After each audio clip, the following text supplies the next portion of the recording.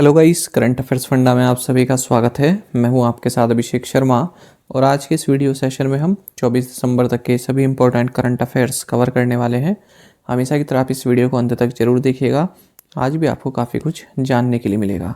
साथ ही गाइस, इस सेशन को शुरू करने से पहले आप सभी को बताना चाहूँगा, जो हमारा yearly current affairs membership plan है इसमें 10% ऑफ चल रहा है और इसके लिए आपको current affairs funda app install करना है। वहाँ पर आपको कूपन कोड लगाना है CAF10 और आप 10% ऑफ हमारे इस पैकेज पर प्राप्त कर पाएंगे। इसमें आपको daily current affairs PDF, weekly PDF, monthly PDF के साथ साथ हर एक महीने की banking current affairs PDF provide कराई जाती है। साथ ही स्टैटिक GK प्रोवाइड भी कराया जाता है। और आपको बता दें, ये जो ऑफर चल रहा है 10% ऑफ, ये 26 दिसंबर 2022 तक वैलिड है। तो यदि आप हमारा ये कोर्स बाय करना चाहते हैं तो इसका लिंक आपको वीडियो के डिस्क्रिप्शन में मिल जाएगा और कमेंट बॉक्स में भी मिल जाएगा। कोई भी अगर आपका डाउट है हमारे इस कोर्स से संबंधित तो कमेंट बॉक्स में जरूर लिखिएगा। और ये जो हमारा करंट अफेयर्स PDF कोर्स है आपके हर एग्जाम के लिए यूज़फुल है, चाहे वो बैंक हो, SSC हो, रेलवे हो या स्टेट PCS हो। तो चलिए फिर करते हैं शुरुआत इस वीडियो सेशन की। सबसे पहले आज का क्वेश्चन देख लेते हैं, जो कि हम अपने हर सेशन की शुरुआत में पूछते हैं। Who is fondly known as the Payoli Express? Payoli Express के नाम से किसे जाना जाता है? ऑप्शन है आपके सामने, हिमा दास, PT ऊषा, दूती चंद या फिर दीपा कर्माकर। तो कमेंट बॉक्स में आप इसका आंसर कर दीजिए, फिर आगे बढ़ेंगे। और इस क्वेश्चन का सही आंसर आपको हमारे टेलीग्राम चैनल पर मिल जाएगा। करंट अफेयर्स फंडा नाम से हमारा चैनल है।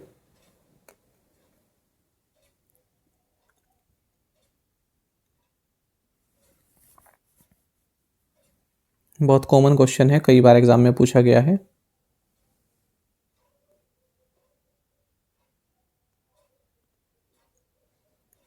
World table tennis has awarded which state the rights to host India's first ever world table tennis series event? विश्व टेबल टेनिस ने किस राज्य को भारत के पहले विश्व टेबल टेनिस श्रृंखला कार्यक्रम की मेजबानी करने का अधिकार प्रदान किया? ऑप्शंस आपके सामने है। सही आंसर ऑप्शन ए गोवा है। आपको जानना चाहिए, वर्ल्ड टेबल टेनिस, इन्होंने पणजी, जो कि गोवा की कैपिटल है, इन्हें राइट्स दिए हैं इंडिया का first ever world table tennis series event host करने के लिए। आपको जानना चाहिए, ये जो इवेंट होगा ये 27 फरवरी से 5 मार्च 2023 में जो गोवा यूनिवर्सिटी कैंपस है, यहाँ पर श्यामा प्रसाद मुखर्जी इंडोर स्टेडियम है, इसमें आयोजित किया जाएगा। National consumer rights day is observed on? राष्ट्रीय उपभोक्ता अधिकार दिवस कब मनाया जाता है? सही आंसर ऑप्शन सी है, 24 दिसंबर। आपको जानना चाहिए, हर साल हम इंडिया में नेशनल कंज्यूमर डे मनाते हैं 24 दिसंबर को। नेशनल कंज्यूमर डे बोल सकते हैं या फिर नेशनल कंज्यूमर राइट्स डे आप कह सकते हैं। आपको जानना चाहिए 24 दिसंबर को ही क्यों मनाते हैं? क्योंकि 24 दिसंबर को कंज्यूमर प्रोटेक्शन एक्ट 1986, इसे राष्ट्रपति की मंजूरी मिली थी। आपको बता दें, जो ये कंज्यूमर प्रोटेक्शन एक्ट 1986 है, इसको कंज्यूमर प्रोटेक्शन एक्ट 2019 द्वारा रिप्लेस कर दिया गया है, जो कि 20 जुलाई 2020 से लागू हो चुका है। आपको ये भी जानना चाहिए, वर्ल्ड कंज्यूमर राइट्स डे ये 15 मार्च को मनाया जाता है। तो अंतर है, पहला है नेशनल कंज्यूमर डे 24 दिसंबर और यह है world consumer rights day 15 March. Asian development bank has kept it's outlook for India's economic growth unchanged at what % for physical year 23? एशियाई विकास बैंक ने वित्त वर्ष 23 के लिए भारत की आर्थिक वृद्धि कितने प्रतिशत पर अपरिवर्तित रखी है? ऑप्शंस आपके सामने है। सही आंसर ऑप्शन ए है, 7। आपको जानना चाहिए, एशियन डेवलपमेंट बैंक ने इंडिया की जो इकोनॉमिक ग्रोथ है उसको अनचेंज्ड रखा है फिजिकल ईयर 23 के लिए, यानी कि 22-23 के लिए 7% पर। पहले 7% बताया था, उसे अभी भी अनचेंज्ड रखा है। हालांकि आपको बता दें, जो 21-22 में हमारी ग्रोथ, GDP ग्रोथ रही 8.7%, उससे कम है। साथ ही इन्होंने फिजिकल ईयर 24 यानी कि 2023-24 के लिए 7.2% अनचेंज्ड रखी है। तो यहाँ पर ज़्यादा है 7.2% की। अच्छा, अब ये लाइन देखिएगा, despite recent global headwinds, the Indian economy is expected to grow supported by a strong domestic base. अच्छा, दो टर्म होती है जो हम इकोनॉमी में यूज़ करते हैं, एक तो हेडविंड्स और एक होती है tailwinds.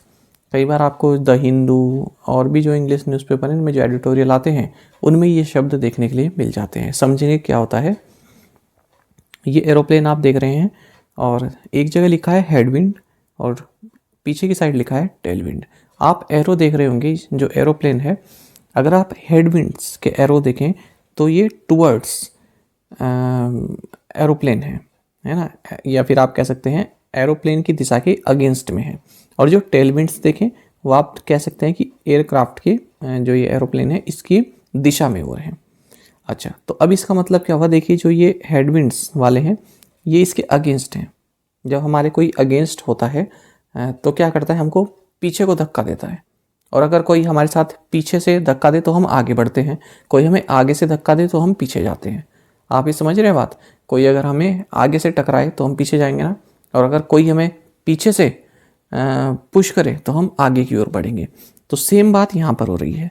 Despite recent global headwinds, तो हमारे सामने से जो टकरा रहे हैं कुछ ऐसे इवेंट्स हुए हैं जिन्होंने हमारी गति को रोकने की कोशिश की है। जैसे आप देख सकते हैं रशिया यूक्रेन का जो इवेंट रहा है ना, तो उसमें फूड सिक्योरिटी संबंधित बहुत सारी दिक्कतें आई हैं। हालांकि तेल के मामले में हमें फ़ायदा हुआ, लेकिन और कई सारी इस तरह, जैसे कोविड आया तो ये भी क्या था, ग्लोबल हेडविंड्स था। हम आगे बढ़ रहे थे लेकिन सामने से आकर टकराया, हमें पीछे धकेलने की कोशिश की, तो उसको बोलते हैं हेडविंड्स, जो आपके सामने से आए हेड की ओर से। और टेलविंड्स आपको हमेशा आगे की ओर ले जाते हैं, हेडविंड्स आपको पीछे की ओर ले जाते हैं। तो लिखा है डिस्पाइट रिसेंट ग्लोबल हेडविंड्स, जो ग्लोबल हेडविंड्स हुए हैं उसके बावजूद इंडियन इकोनॉमी जो है ग्रो करेगी, ऐसा कहा जा रहा है। आई होप आप इस चीज़ को समझ गए होंगे। Defence minister Rajnath Singh approved construction of a modern multi speciality command hospital in which city. रक्षा मंत्री राजनाथ सिंह ने किस शहर में एक आधुनिक मल्टी स्पेशलिटी कमांड अस्पताल के निर्माण को मंजूरी दी। सही आंसर ऑप्शन बी है, लखनऊ। आपको जानना चाहिए डिफेंस मिनिस्टर राजनाथ सिंह ने आर्म्ड फोर्सेस के लिए एक modern multi speciality command hospital के कंस्ट्रक्शन को अप्रूव कर दिया है लखनऊ उत्तर प्रदेश में। एक और हम न्यूज़ देख लेते हैं डिफेंस से संबंधित। डिफेंस एक्विजिशन काउंसिल डीएसी, इसके हेड डिफेंस मिनिस्टर होते हैं जो ये राजनाथ सिंह हैं। इन्होंने एक अप्रूवल को जो है मंजूरी दे दी है, एक जो ज्ञापन है उसको अप्रूवल दे दिया है अपना। उसके तहत 24 कैपिटल एक्विजिशन प्रपोजल्स इनके सामने आए थे, उन्हें अप्रूवल दे दिया गया है। तो इसका मतलब क्या हुआ, 24 कैपिटल एक्विजिशन प्रपोजल्स यानी कि इंडियन आर्मी है, इंडियन एयरफोर्स है, इंडियन नेवी है, इंडियन कोस्ट गार्ड है, तो इनके लिए अलग अलग इक्विपमेंट्स होते हैं, या फिर जैसे नेवी के लिए शिप्स वगैरह होती हैं या और भी कई सारी चीज़ें होती हैं, तो वो हम एक्वायर करना चाहते हैं तो उसकी मंजूरी दे दी गई है। इसमें अगर हम देखें तो 6 आइटम इंडियन आर्मी के लिए हैं, 6 आइटम ही इंडियन एयरफोर्स के लिए हैं, 10 इंडियन नेवी के लिए हैं और 2 है इंडियन कोस्ट गार्ड के लिए। इन सभी की टोटल वैल्यू कितनी है, 84,328 करोड़ रुपये। तो इतनी लागत से हम 24 आइटम्स जो हैं एक्वायर करने वाले हैं डिफेंस फोर्सेस के लिए।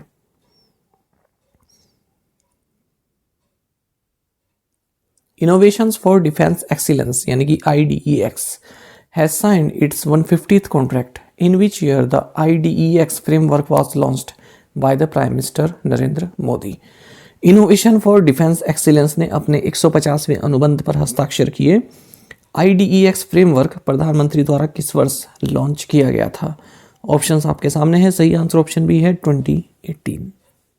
देखिए महत्वपूर्ण क्वेश्चन है, जानिएगा। Innovations for defence excellence IDEX, इसकी फुल फॉर्म आपको मालूम होनी चाहिए। इसने हाल ही अपना 150वां कॉन्ट्रैक्ट साइन किया है। तो देखिएगा ये कॉन्ट्रैक्ट इंडियन नेवी के प्रोजेक्ट से संबंधित है। तो एक चैलेंज होता है इसमें ना, एक चैलेंज चलाते हैं, अभी समझेंगे क्या मतलब है। पहले आप ये याद रखिएगा, defence India startup challenge sprint edition. तो ये एडिशन लॉन्च किया गया था इंडियन नेवी प्रोजेक्ट्स के लिए। तो पहले आप ये भी जान लीजिए कि 26 जुलाई 2022 को जो ये IDEX है इन्होंने अपना 100वां कॉन्ट्रैक्ट साइन किया था और अब ये 150वां कॉन्ट्रैक्ट साइन कर चुके हैं 5 महीने के अंदर। अच्छा, अब जो ये defence India startup challenge sprint edition रहा, तो इसमें जो चैलेंज दिया गया था उसका टाइटल है expendable mobile anti submarine warfare training target capable of simulating sound and movement of submarine. तो इस टाइटल से संबंधित आपको एक सिस्टम डेवलप करना है। जैसे स्टार्टअप होते हैं ना, इस तरह का सिस्टम आपको डेवलप करना है और उसके लिए अलग अलग प्रपोजल आए स्टार्टअप्स के। तो उनमें से किसे चुना गया? अल्टेर इंफ्रासेक को, ये पुणे से है, इनको चुना गया है। तो अब ये देखिएगा, इस कॉन्ट्रैक्ट को साइन किया गया है और इस कॉन्ट्रैक्ट के साइन के टाइम पर जो डिफेंस सेक्रेटरी हैं गिरिधर आरामाने, ये भी मौजूद रहे। ये लाइन मैंने स्पेशल डाली है ताकि आपका ये रिवाइज हो जाए कि डिफेंस सेक्रेटरी कौन है, गिरिधर आरामाने। अब आपको ये जानना चाहिए IDX के बारे में। जो IDX फ्रेमवर्क है ये प्राइम मिनिस्टर द्वारा साल 2018 में लॉन्च की गई थी। इसका मतलब यही है कि हमारे डिफेंस सेक्टर में स्टार्टअप्स जो हैं या फिर प्राइवेट सेक्टर जो है उनको भी बढ़ावा मिले। IDX को जो डिपार्टमेंट ऑफ डिफेंस प्रोडक्शन है, इसके तहत डिफेंस इनोवेशन ऑर्गेनाइजेशन द्वारा इम्प्लीमेंट किया जा रहा है। अब हाल ही में जो डेफ एक्सपो 2022 हुई थी अक्टूबर में, यहाँ प्रधानमंत्री जो नरेंद्र मोदी हैं, इन्होंने मिशन डेफ स्पेस लॉन्च किया था। उसी के साथ इन्होंने defence India startup challenge 7 launch किया था। डिस्क 8 लॉन्च किया था। ऊपर आप देखिएगा सेकंड पैराग्राफ में डिस्क 7 लिखा है। तो डिस्क 7 के तहत एक चैलेंज दिया गया था जिसका हमने टाइटल देखा, उसके लिए अल्टेर इंफ्रासेक को चुना गया है। अब जो ये अक्टूबर में डेफ एक्सपो 2022 हुआ है, यहाँ पर एक चैलेंज दिया गया है 8th, है ना, डिफेंस इंडिया स्टार्टअप चैलेंज 8 दिया गया है। अब उसके तहत कुछ एंट्रीज आएंगी, प्रपोजल आएंगी, फिर उनमें से चुना जाएगा। Maruti Suzuki India has signed an agreement with which port for export of passenger vehicles to global markets. Maruti Suzuki India ने किस बंदरगाह के साथ वैश्विक बाजारों में यात्री वाहनों के निर्यात के लिए एक समझौते पर हस्ताक्षर किए हैं? सही आंसर ऑप्शन सी है, कामराजर। देखिए, मारुति सुजुकी इंडिया ने एक एग्रीमेंट साइन किया है कामराजर पोर्ट लिमिटेड के साथ, जिसके तहत इस कामराजर पोर्ट से जो पैसेंजर व्हीकल्स हैं उनको ग्लोबल मार्केट्स में एक्सपोर्ट किया जाएगा। ग्लोबल मार्केट्स मतलब जैसे Africa, Middle East, Latin America, ASEAN, Oceania, SAARC, इन रीजन्स में एक्सपोर्ट किया जाएगा जो व्हीकल्स हैं। आपको जानना चाहिए कामराजर पोर्ट लिमिटेड के बारे में। इसे एन्नोर पोर्ट भी पहले बोला जाता था। ये भारत का 12वां मेजर पोर्ट है और फर्स्ट पोर्ट है इंडिया में जो कि एक पब्लिक कंपनी है। What was the bilateral trade between India and the Gulf Cooperation Council in the financial year 2021-22? वित्त वर्ष 2021-22 में भारत और खाड़ी सहयोग परिषद के बीच द्विपक्षीय व्यापार कितना था? सही आंसर ऑप्शन डी है, $154.66 बिलियन।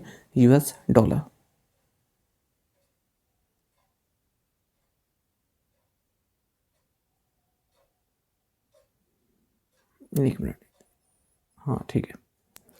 अब जानिएगा, देखिए गल्फ कोऑपरेशन काउंसिल GCC और इंडिया के बीच जो बायलैटरल ट्रेड था ये 2020-21 में $87.35 बिलियन था। अब इसने 77.06% की उछाल के साथ फिजिकल ईयर 2021-22 में ये कितना हो गया है? $154.66 बिलियन। यही हमारा आंसर है। अगर हम बात करें फिजिकल ईयर 22-23 की, अप्रैल से अक्टूबर के पीरियड की, तो जो बायलैटरल ट्रेड है इंडिया और गल्फ कोऑपरेशन काउंसिल के बीच ये $111.71 बिलियन रहा है। जबकि 2021-22 में इसी पीरियड के दौरान, अप्रैल से अक्टूबर के दौरान, ये $79.49 बिलियन था। तो कितना इंक्रीज हुआ है? 40.53% का ईयर ऑन ईयर बेसिस पर। आपको यहाँ गल्फ कोऑपरेशन काउंसिल के बारे में जानना चाहिए। हेडक्वार्टर रियाद, सऊदी अरब है। एस्टेब्लिशमेंट है इसकी 25 मई 1981। 6 मेंबर्स हैं, Bahrain, Kuwait, Oman, Qatar, Saudi Arab और यूनाइटेड अरब अमीरात। अब मान लीजिए ये ऊपर जो हमने क्वेश्चन पढ़ा, मान लीजिए ये नहीं आता, बाई चांस आपके एग्जाम में नहीं पूछे जाते, आप इसको इम्पोर्टेंट नहीं समझते। इसमें हमने कम से कम ये तो पढ़ने को मिला कि गल्फ कोऑपरेशन काउंसिल है वो क्या है, इसका हेडक्वार्टर्स कहाँ है। ये अपने आप में एक स्टैटिक क्वेश्चन है और पूछ भी लिया जाता है। जो PCS टाइप एग्जाम होते हैं ना, उनमें पूछ लेते हैं कि गल्फ कोऑपरेशन काउंसिल का मेंबर कौन नहीं है या फिर इसका हेडक्वार्टर्स कहाँ पर है। तो ये अपने आप में एक स्टैटिक चीज है। तो आप करंट अफेयर्स को इस तरह से भी देखें। अगर आपको क्वेश्चन इंपॉर्टेंट नहीं लग रहा है तो जो उसकी डिटेल है, जो स्टैटिक फैक्ट है उसका, वो महत्वपूर्ण हो सकता है। Salini Kumari from India received first prize in the Grassroots Innovation Competition at the 3rd ASEAN India Grassroots Innovation Forum for which innovation. Bharat की शालिनी कुमारी ने तीसरे ASEAN India grassroot innovation forum में ग्रासरूट इनोवेशन प्रतियोगिता में किस इनोवेशन के लिए प्रथम पुरस्कार जीता है? सही आंसर ऑप्शन सी है, modified walker with adjustable legs. देखिए, आपको ये जानना चाहिए, third ASEAN India grass roots innovation forum हाल ही में संपन्न हुआ है और यहाँ पर ग्रास रूट्स इनोवेशन कंपटीशन हुआ। तो इसमें जो फर्स्ट प्राइज़ है ये भारत की शालिनी कुमार ने जीता है। इनकी क्या इनोवेशन है, क्या बनाया इन्होंने? Modified walker with adjustable legs. और इसी के साथ $1500 का कैश प्राइज भी इन्होंने जीता है। आपको जानना चाहिए, जो ये 3 दिन की third ASEAN India grass root innovation forum हुआ, इसे ASEAN committee on science technology and innovation ने department of science and technology government of India के साथ मिलकर फ्रॉम फिन कंबोडिया में आयोजित किया है। Kerala will host the first edition of the international beach festival at which place. Kerala किस स्थान पर अंतर्राष्ट्रीय समुद्र तट महोत्सव के पहले संस्करण की मेजबानी करेगा? सही आंसर ऑप्शन ए है, बेकाल। देखिए, बेकाल एक बीच है और कहाँ पर है? कासरगोड डिस्ट्रिक्ट जो है केरल में, यहाँ पर। कासरगोड के बारे में आपको जानना चाहिए, इसे लैंड ऑफ 7 लैंग्वेजेस बोला जाता है। तो यहाँ पर बेकाल इंटरनेशनल बीच फेस्टिवल का फर्स्ट एडिशन पहली बार होने जा रहा है। 10 दिन का फेस्टिवल 24 दिसंबर से शुरू हो गया है। Which bank signed a deal to acquire via FinServ's entire microfinance loan portfolio for about 1000 crore rupees? किस बैंक ने लगभग 1000 करोड़ रुपए में वाया फिनसर्व के संपूर्ण माइक्रो फाइनेंस ऋण पोर्टफोलियो का अधिग्रहण करने के लिए समझौते पर हस्ताक्षर किए? सही आंसर ऑप्शन डी है, IDFC फर्स्ट बैंक। तो जानिएगा, IDFC फर्स्ट बैंक, इसने वाया फिनसर्व का जो entire micro finance loan portfolio है उसको एक्वायर करने के लिए 1000 करोड़ रुपए के डील पर साइन किए हैं। IDFC फर्स्ट बैंक के बारे में हम हाल ही में 2-3 बार पढ़ भी चुके हैं, फिर से देख लेते हैं। MD एंड CO भी वैद्यनाथ में है, हेडक्वार्टर्स मुंबई महाराष्ट्र में है, टैगलाइन है ऑलवेज यू फर्स्ट। हाल ही में हमने देखा था कि IDFC फर्स्ट बैंक ने साधन इसके साथ पार्टनरशिप की है to provide digital micro finance solutions to feature phone users. NTPC and which of the following signed an MOU to reduce carbon intensity at NTPC's coal-fired units? NTPC और निम्नलिखित में से किसने NTPC की कोयले से चलने वाली इकाइयों में कार्बन की इंटेंसिटी या तीव्रता को कम करने के लिए एक समझौता ज्ञापन पर हस्ताक्षर किए? ऑप्शंस आपके सामने हैं, सही आंसर ऑप्शन डी है, GE पावर इंडिया। देखिए, NTPC क्या चाहता है? कुछ एडवांस्ड पावर टेक्नोलॉजी को यूज़ करके जो अपनी पावर जनरेशन है उसको डीकार्बनाइज करना चाहता है। इसी के लिए NTPC लिमिटेड ने GE पावर इंडिया लिमिटेड के साथ एक MOU साइन किया है, जिसके तहत जो GE पावर इंडिया है ये कुछ इस तरह की टेक्नोलॉजी डिमॉन्स्ट्रेट करेगा, जिसके तहत NTPC के जो existing coal fired power plants हैं उनमें कार्बन फुटप्रिंट को रिड्यूस किया जा सके। Indian Renewable Energy Development Agency Limited (IREDA) has signed a loan agreement with which institution for clean energy projects? भारतीय अक्षय ऊर्जा विकास एजेंसी लिमिटेड ने स्वच्छ ऊर्जा परियोजना के लिए किस संस्थान के साथ एक ऋण समझौते पर हस्ताक्षर किए? सही आंसर ऑप्शन सी है, KFW। आपको जानना चाहिए, Indian renewable energy development agency limited (IREDA) जिसे बोलते हैं, इन्होंने हाल ही में एक लोन एग्रीमेंट साइन किया है KFW के साथ। किस लिए? फाइनेंस प्रोवाइड कराने के लिए। किस उद्देश्य के लिए? Access to clean energy projects के लिए। इस प्रोजेक्ट के लिए फाइनेंस की सुविधा प्रोवाइड कराएगा KFW। तो टोटल सैंक्शन अमाउंट कितनी है? 20 मिलियन यूरो की। साथ ही आपको जानना चाहिए, एनर्जी एफिशिएंसी सर्विसेज लिमिटेड, इन्होंने भी लोन एग्रीमेंट साइन किया है ADB के साथ और KFW के साथ for decentralised solar and electric mobility. तो ADB के साथ जो लोन एग्रीमेंट साइन किया है उसकी वैल्यू $296 मिलियन है। KFW के साथ जो लोन एग्रीमेंट साइन किया है उसकी वैल्यू 200 मिलियन यूरो है। हाल ही में आपको ये भी जानना चाहिए, KFW से संबंधित करंट अफेयर है, तमिलनाडु गवर्नमेंट ने एक लोन एग्रीमेंट साइन किया है इस जर्मन डेवलपमेंट KFW के साथ 4250 करोड़ रुपए का। किस लिए? सस्टेनेबल म्युनिसिपल इंफ्रास्ट्रक्चर फाइनेंसिंग के लिए। Which agency has won the prestigious गृह Exemplary Performance Award 2022? किस एजेंसी ने प्रतिष्ठित गृह अनुकरणीय प्रदर्शन पुरस्कार 2022 जीता? सही आंसर ऑप्शन सी है, UIDAI। UIDAI यानी कि unique identification authority of India, जिसका हेडक्वार्टर्स न्यू दिल्ली में है, इन्होंने एक प्रतिष्ठित गृह एग्जाम्पली परफॉर्मेंस अवार्ड 2022 जीता है। आपको बता दें कि नेशनल लेवल का ग्रीन बिल्डिंग अवार्ड है। गृह का मतलब होता है green rating for integrated habitat assessment. ये अपने आप में क्वेश्चन है, इसकी फुल फॉर्म आपको जाननी चाहिए। IES का जो पेपर होता है ना इंजीनियरिंग वाला, उसमें क्वेश्चन पूछा गया था गृह से संबंधित एक बार। तो कोई भी क्वेश्चन कभी पूछा जा सकता है इस तरह की जो फुल फॉर्म होती हैं गृह, ये याद रखिएगा। तो ये एक नेशनल रेटिंग सिस्टम है for green buildings in India. आपको बता दें जो UIDAI का हेडक्वार्टर्स है, इसको विनर डिक्लेयर किया गया है। क्यों? क्योंकि यहाँ पर जो 25 से 30% जो इनका डेली वाटर कंजम्पशन है वो रिसाइकल्ड वाटर से आता है। साथ ही जो UIDAI की जो हेडक्वार्टर्स की जो बिल्डिंग है, ये जो है जो ग्राउंड वाटर है उसको रिचार्ज कर रहा है पर ईयर, है ना, ये आपको जानना चाहिए। 3590 kilolitre per year on an average ये इसको रिचार्ज कर रहा है ग्राउंड वाटर को। UIDAI की अगर हम बात करें, एक स्टैट्यूटरी अथॉरिटी है जिसको Aadhaar targeted delivery of financial and other subsidies benefits and services act 2016 के तहत 12 जुलाई 2016 को गवर्नमेंट ऑफ इंडिया द्वारा under the ministry of electronics and information technology establish किया गया था।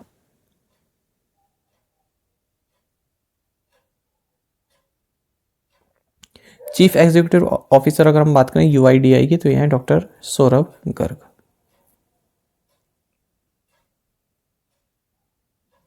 How many cooperative documents specifically to collaborate in space exploration were signed by the ISRO in the last 5 years?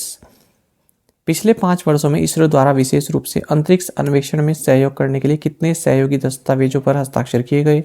सही answer option B है 4। आपको जानना चाहिए इसरो यानी कि इंडियन स्पेस रिसर्च ऑर्गेनाइजेशन, इन्होंने 4 कोऑपरेटिव डॉक्यूमेंट्स साइन किए हैं स्पेस एक्सप्लोरेशन में कोलैबोरेट करने के लिए पिछले 5 सालों में। तो देखिए USA के साथ हैं चंद्रयान 2 और चंद्रयान 3 के लिए, जापान के साथ है किस लिए, joint lunar polar exploration mission के लिए, UK के साथ है फ्यूचर स्पेस साइंस मिशंस के लिए, और भूटान के साथ हमने हाल ही में देखा था इंडिया भूटान सैटेलाइट जो है जिसमें पेलोड है नैनोमैक्स, इसके लिए हाल ही में हमने देखा भारत ने जापान की सैटेलाइट लॉन्च की है 26 नवंबर को। ठीक है, तो ये 4 कोऑपरेटिव डॉक्यूमेंट्स साइन किए गए हैं USA, UK, जापान और भूटान के साथ। साथ ही आपको ये भी जानना चाहिए भारत ने साल 2017 में साउथ एशियन कंट्रीज़ के लिए एक साउथ एशिया सैटेलाइट भी लॉन्च की थी जो कि एक कम्युनिकेशन सैटेलाइट है। What was the All India Consumer Price Index number for agricultural laborers for the month of November 2022? नवंबर 2022 के महीने के लिए कृषि श्रमिकों के लिए अखिल भारतीय उपभोक्ता मूल्य सूचकांक संख्या क्या थी? सही आंसर ऑप्शन बी है 1167। देखिए all India consumer price index number for agriculture labourers और रूरल लेबरर्स ये दिए गए हैं। बेस क्या है 1986 87। तो देखिए जो ये all India consumer price index number है एग्रीकल्चर लेबरर्स के लिए नवंबर 2022 में ये 1167 है और रूरल लेबरर्स के लिए 1178 है। तो यहाँ पर अगर हम बात करें जो मेजर कंट्रीब्यूशन रहा है इस राइज में, जो ये agriculture labourers and rural labourers में जो राइज देखने के लिए मिला है, तो ये देखने को मिला है फूड ग्रुप से। 2 of the premier institutes under the Central Council for Research in Ayurvedic Sciences of the Ministry of Ayush have been accredited with NABH and NABL accreditations. In which of the following cities are they located? Ayush मंत्रालय के central council for research in Ayurvedic sciences के तहत 2 premiere संस्थानों को NABH और NABL मान्यता दी गई है। ये निम्नलिखित में से किन शहरों में स्थित हैं? सही आंसर ऑप्शन बी है रांची एंड न्यू दिल्ली। तो जानिएगा, देखिए मिनिस्ट्री ऑफ आयुष के तहत जो central council for research in Ayurvedic sciences है, इसके अंडर में 2 प्रीमियर इंस्टीट्यूट्स आते हैं। इनका नाम है सेंट्रल आयुर्वेद रिसर्च इंस्टीट्यूट जो कि न्यू दिल्ली में है, दूसरा है central Ayurveda research institute Jhansi. तो जो ये न्यू दिल्ली वाला है इसको तो NABS से मान्यता मिली है, और जो दूसरा है झांसी वाला, वो माफ़ कीजिएगा ये रांची लिखा है मैंने, है ना, बी में ये झांसी है, ये गलती से रांची लिखा गया, झांसी है झांसी, ऑप्शन बी को आप इस तरह से पढ़िएगा, झांसी न्यू दिल्ली। तो देखिए जो न्यू दिल्ली वाला इंस्टीट्यूट है इसको तो NABH से, और जो झांसी वाला है इसको NABL से मान्यता प्राप्त हुई है। NABL का मतलब है national accreditation board for testing and calibration laboratories. NABH का मतलब है national accreditation board for hospital and health care providers. Central Ayurveda research institute new Delhi, इसको 1979 में स्टैब्लिश किया गया था। तो पूछ सकते हैं सेंट्रल आयुर्वेद रिसर्च इंस्टीट्यूट कहाँ पर है, आंसर होगा न्यू दिल्ली।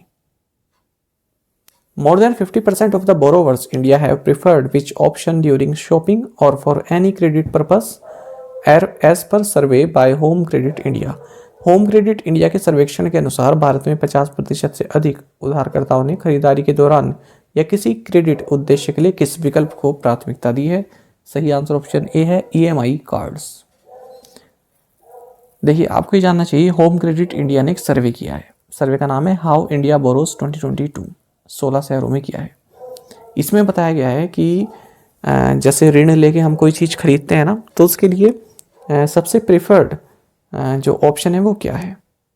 तो 50% से ज़्यादा जो बोरोवर्स हैं, जो सामान खरीदते हैं उधारी में, तो उनके लिए उधारी में या फिर जो किस्त देते हैं उसमें, यानी कि फुल पेमेंट नहीं करते या फिर किसी से लेकर पेमेंट करते हैं, तो उसमें EMI कार्ड्स सबसे प्रेफर्ड ऑप्शन रहा है। तो यहाँ पर 1500 बोरोवर्स जिनकी एज 18 से 55 साल की है और एवरेज इनकम उनकी 30,000 पर मंथ है, उनसे ये डेटा कलेक्ट किया गया है। और इसमें बताया गया है कि 75% बोरोवर्स जो है, कोई भी कंज्यूमर गुड्स है, होम अप्लायंसेज हैं, ठीक है, इनके लिए क्रेडिट लेते हैं, इनके लिए लोन लेते हैं, ऋण लेते हैं, तब खरीदते हैं। इनमें से 50% बोरोवर्स EMI कार्ड्स को प्रेफर करते हैं शॉपिंग के लिए, फिर 25% क्रेडिट कार्ड्स को यूज़ करते हैं, और जो 10% हैं वो बाय नाउ पे लेटर इस क्रेडिट प्लेटफॉर्म को यूज़ करते हैं। बाकी आप जानते हैं EMI कार्ड्स के बारे में। EMI cards come on no cost EMIs। इसका मतलब क्या है, they don't charge interest and you just pay the cost of the product you purchased in instalments देकर आप कोई भी चीज़ परचेज कर सकते हैं इन EMI कार्ड्स के थ्रू। इसमें कोई भी नो कॉस्ट EMI लगती है, कोई भी इंटरेस्ट चार्ज नहीं होता है। Which of the following inked an MOU with the CSIR, Indian Institute of Petroleum, to work together towards ensuring clean energy solutions? निम्नलिखित में से किसने स्वच्छ ऊर्जा समाधान सुनिश्चित करने की दिशा में मिलकर काम करने के लिए CSIR भारतीय पेट्रोलियम संस्थान के साथ एक समझौता ज्ञापन पर हस्ताक्षर किए? सही आंसर ऑप्शन सी है, टाटा प्रोजेक्ट्स। तो जानिएगा टाटा प्रोजेक्ट्स लिमिटेड, इन्होंने एक MOU साइन किया है council of scientific and industrial research Indian institute of petroleum के साथ। किस लिए? To collaborate and work together towards ensuring clean energy solution. Clean energy solutions के लिए ये MOU साइन किया गया है। आपको जानना चाहिए जो CSIR का इंस्टीट्यूट है, इंडियन इंस्टीट्यूट ऑफ पेट्रोलियम, ये देहरादून में लोकेटेड है। Which of the following has signed definitive agreements to acquire 100% equity stake in Metro Cash and Carry India Private Limited for 2,850 crore rupees? निम्नलिखित में से किसने 2850 करोड़ रुपए में metro cash and carry India private limited में 100% इक्विटी हिस्सेदारी हासिल करने के लिए निश्चित समझौते पर हस्ताक्षर किए हैं? सही आंसर ऑप्शन ए है, रिलायंस। तो आपको जानना चाहिए Reliance retail ventures limited RRVL, जो कि रिलायंस इंडस्ट्रीज लिमिटेड की एक सब्सिडरी है, इसने एक एग्रीमेंट साइन किया है जिसके तहत जो जर्मन फर्म है मेट्रो एजीस, इसका जो होलसेल ऑपरेशन है इंडिया में, इसमें 100% इक्विटी स्टेक ये एक्वायर करेगा। ठीक है, मेट्रो इंडिया ब्रांड के तहत ये ऑपरेट करता है और 2850 करोड़ रुपए की ये डील रहने वाली है। इसी तरह का एक और करंट अफेयर हम देखेंगे। टाटा कम्युनिकेशंस नीदरलैंड्स, जो कि होली ओन्ड इनडायरेक्ट सब्सिडरी है टाटा कम्युनिकेशंस लिमिटेड की, इन्होंने एक एग्रीमेंट साइन किया है जिसके तहत ये New York headquarter the switch enterprises में 100% इक्विटी स्टेक एक्वायर करेंगे $58.8 मिलियन में। तो दोनों ही महत्वपूर्ण करंट अफेयर हैं।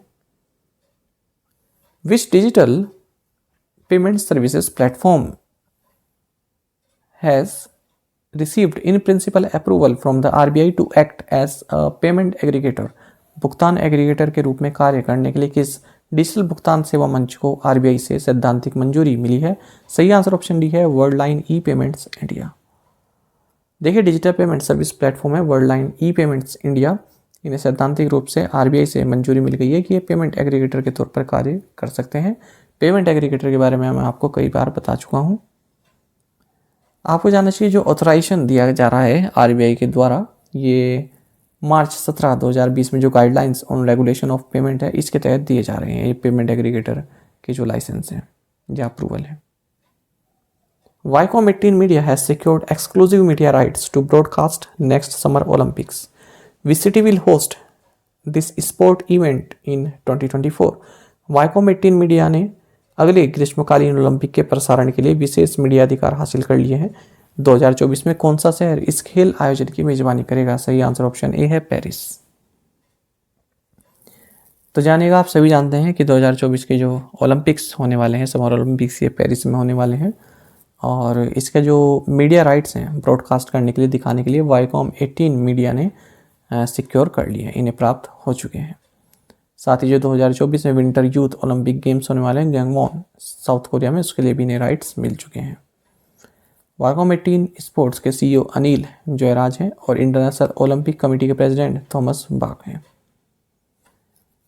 बाकी अगर हम देखें 2024 समर ओलंपिक्स के बारे में, जो कि 33वां एडिशन होने वाला है ओलंपिक का, ये 26 जुलाई से 11 अगस्त 2024 के बीच पेरिस में जो है होने वाला है। पेरिस होस्ट सिटी है, और भी सिटी जो है यहाँ की वहाँ पर ये इवेंट होगा, जो फ्रांस की और भी सिटीज़ हैं, पर पेरिस मेन सिटी है। अच्छा, ये जो ओलंपिक गेम्स होने वाले हैं, इनमें जो ब्रेक डांसिंग है ये डेब्यू करेगा ओलंपिक इवेंट के तौर पर।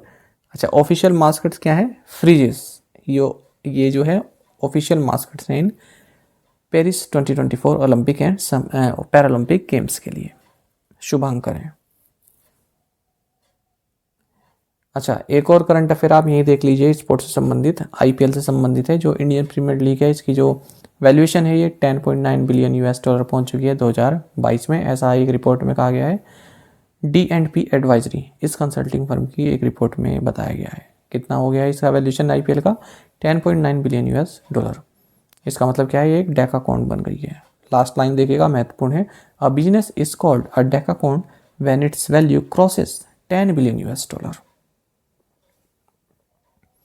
चलिए, प्रीवियस असाइनमेंट क्वेश्चंस के आंसर देख लेते हैं। PS Sangma football stadium inaugurated in which state? Meghalaya. EPFO added 12.94 lakh net members in the month of October 2022. India is the largest connected nation in the world today with more than 800 million broadband users. Which capital and housing finance company has announced the opening of innovation lab at Bengaluru, Piramal? Which group has signed pacts with 30 Japanese technology companies to develop an Indian semiconductor and glass display manufacturing ecosystem? Answer is Vedanta. In the Katholi Assembly constituency, RLD candidate Madan Bhaiya defeated BJP's Rajkumari by a margin of 22,143 votes. French forward Kylian Mbappe was awarded the Golden Boot for being the top scorer in the FIFA World Cup. How many total goals did he score in the tournament? Answer is 8. और आप में से कई students ने बिल्कुल सही answer दिया है। इसी तरह से पार्टिसिपेट करते रहिएगा। चलिए, आज के क्वेश्चन देख लेते हैं।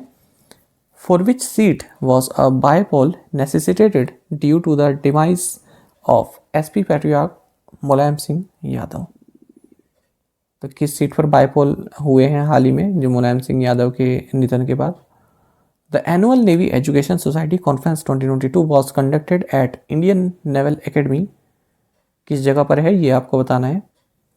विच state announce the appointment of Rajendra Singh Bhatti as the new director general of police? Which round of India-China Corps commander level meeting was held at Chushul-Moldo border meeting point on the Chinese side on 20th December 2022? Ministry of Development of Northeastern Region has sanctioned projects worth rupees 90 crore under Hill Area Development Program. Which French serial killer in prison since 2003 has recently been released by Nepal Supreme Court citing poor health and good behavior? तो इन 6 questions के answer आपको comment box में बताना है। ज़्यादा से ज़्यादा संख्या में पार्टिसिपेट किया कीजिए। यदि आपको एक क्वेश्चन का आंसर भी आता है तो वो भी आप हमें कमेंट बॉक्स में बता सकते हैं। साथ ही करंट अफेयर्स फंडा को आप टेलीग्राम पर भी ज्वाइन कर सकते हैं। यहाँ पर रेगुलर वीडियो अपडेट्स और करंट क्विज़ हम आप सभी के लिए डालते रहते हैं। साथ ही डिस्कशन ग्रुप में आप किसी भी क्वेश्चन का सोल्यूशन पा सकते हैं। दोस्तों, यहाँ पर हमारे करंट अफेयर्स की प्लेलिस्ट दी गई है, इसको आप जरूर देखें। अपने दोस्तों के साथ, फेलो एस्पिरेंट्स के साथ हमारे करंट अफेयर्स को शेयर जरूर करें। आज का ये सेशन आपको कैसा लगा कमेंट बॉक्स में जरूर बताइएगा। Thank you guys.